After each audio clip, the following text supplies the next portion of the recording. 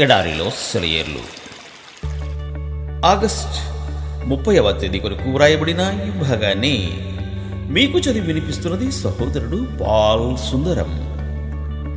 ఓడలెక్కి సముద్ర ప్రయాణము చేయువారు మహాజలముల మీద సంచరించుచు వ్యాపారము చేయవారు యెహోవా కార్యములను సముద్రములో ఆయన చేయు అద్భుతములను చూచిరి. 107వ కీర్తన 23-24 చరణములు. గాలి ఎటు వీచినా అది పరలోకానికి చేర్చే సాధనమే అని గ్రహించనివాడు జీవన నౌకాయానములో అనుభవం లేనివాడే. గాలి లేకుండా ఉన్న స్థితే ఎవరికీ ఉపయోగం లేని స్థితి.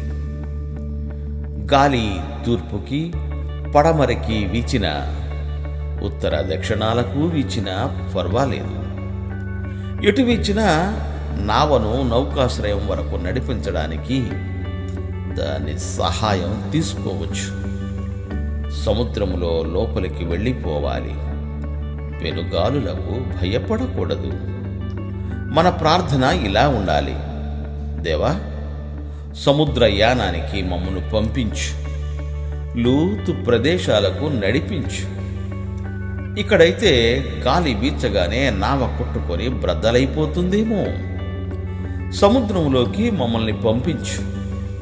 అక్కడైతే విజయం సాధించడానికి చాలినంత చోటు ఉంటుంది.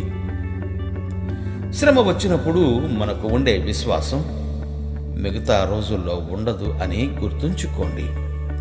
పరీక్షకు నిలబడలేనిదంతా శరీర సంబంధమైన ఆత్మవిశ్వాసమే. ప్రశాంత వాతావరణంలో ఉండే విశ్వాసం కానే కాదు. దేవుడు మిమ్ము దీవించుగాక. ఆమెన్. ఆమెన్.